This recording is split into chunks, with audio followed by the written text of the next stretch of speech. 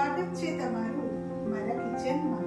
આજે હું સાબુદાણાની ફરાળી સેવની રેસીપી લઈને આવી છું, પણ આ એકદમ ડિફરન્ટ ટાઈપની સેવ છે। આમાં બટાકાનો ઉપયોગ નથી કરવાનો કે ગેસની પણ જરૂર નથી, કારણ કે અહીંયા આપણે કાંઈ ઉકાળવાની કે ખીચું બાફવાની ઝંઝટ કરવાની નથી। તમે ઈચ્છો ત્યારે આ સેવ બનાવી શકો છો। આના માટે તમારે ઉનાળાના તડકાની રાહ જોવાની જરૂર નથી, અને જો વધુ બનાવીને સ્ટોર કરવી હોય તો એકાદ કલાક માટે તડકે મૂકી દેવી। ચાલો આપણે રેસીપી જોઈએ। તો અહીંયા મેં 500 ગ્રામ સાબુદાણા લીધા છે, પણ આ તપેલીનું માપ જોઈ લેજો ખાસ। હવે એને આપણે 2 વખત સારી રીતે ધોઈ લઈશું, એટલે જે પણ કચરો મેલ હોય એ બધું નીકળી જાય। તો બસ આ રીતે 2 વાર મેં ધોઈ લીધા છે, અને હવે આમાં આપણે 1 કપ પાણી નાખી દઈશું। બસ વધારે નથી નાખવાનું, અને 1 કપ પાણી નાખી અને એને કાંઈ પણ હલાવવાનું કે કાંઈ જ નથી કરવાનું। બસ એક આ તપેલીનું માપ ધ્યાન રાખજો, કારણ કે આ પરફેક્ટ માપ સાથે બનાવવાની છે। તો આને 5 કલાક માટે ઢાંકીને મૂકી દીધી છે, અને હવે જુઓ 5 કલાક પછી સાબુદાણા આપણા એકદમ સોફ્ટ થઈ ગયા છે। તો હવે આપણે શું કરવાનું છે કે જે તપેલીના માપે આપણે સાબુદાણા લીધા હતા એ જ 1.5 તપેલી ભરીને પાણી લેવાનું છે, અને પાણીને બરાબર ઉકાળવાનું છે।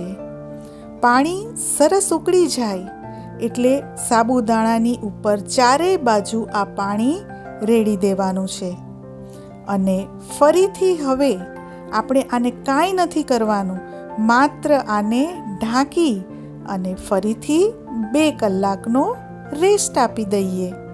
ચાલો 2 કલાક પછી જુઓ આ સાબુદાણા એકદમ બફાઈ ગયા છે વગર ગેસે।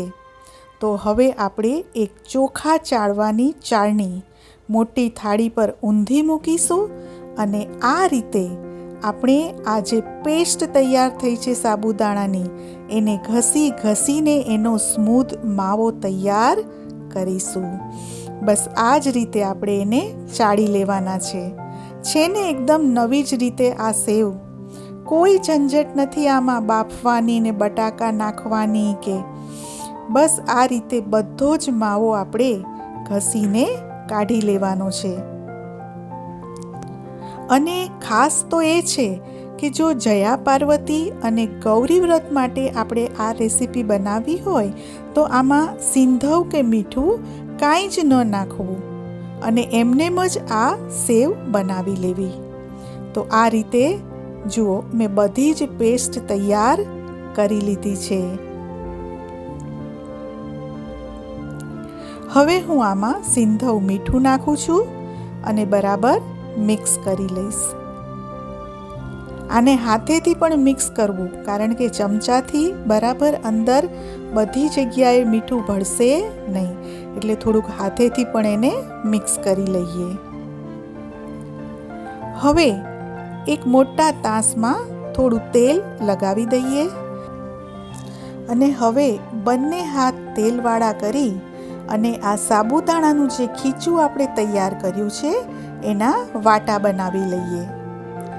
બધા જ વાટા આપણે એક સાથે તૈયાર કરીને મૂકી દઈશું, અને આપણે જે અહીંયા સંચો વાપરવાના છીએ, ચણાની લોટનો જે સંચો હોય છે સેવ પાડવાનો એ જ લેવાનો છે, પણ એમાં સૌથી જે ઝીણી જાળી આવે છે એનો આપણે યુઝ કરવાનો છે।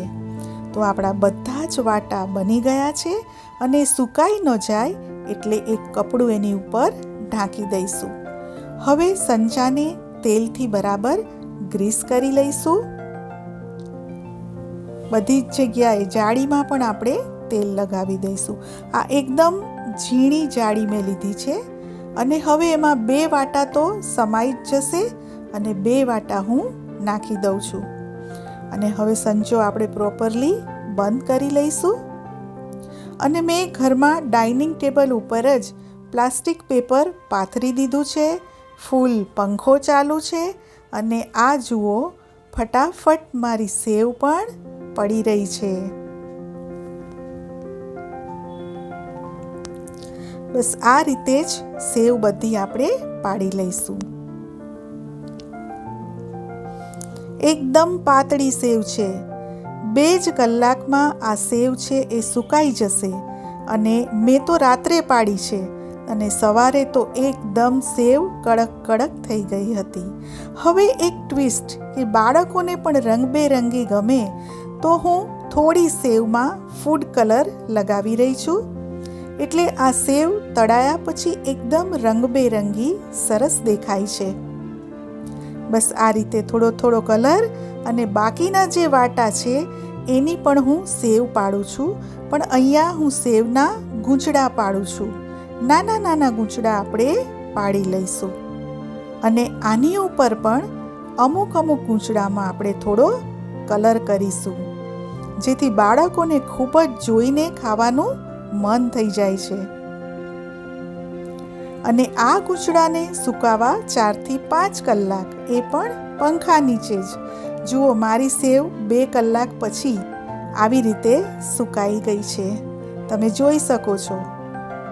અને આ જે કલર કર્યો હતો એ સેવ છે આપણી, એ પણ સુકાઈ ગઈ છે. આપણે આને 1 કલાક જ તડકો આપવાનો, જો વધુ બનાવીને સ્ટોર કરવી હોય તો તૈયાર છે આપણી સેવ.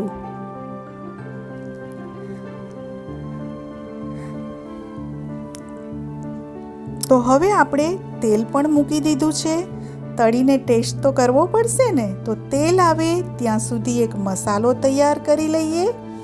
મરી પાવડર, લાલ મરચાં પાવડર અને સિંધવ મીઠું આ મિક્સ કરી લીધું છે અને એ આપણે તળેલી સેવ ઉપર છાંટીશું, કારણ કે આપણે ખીચામાં એક્સેસ મીઠું નાખ્યું નથી. ચાલો તળી લઈએ. જુઓ થોડીક જ સેવ નાખી હતી અને આખું પેન તળાઈને ભરાઈ ગયું છે.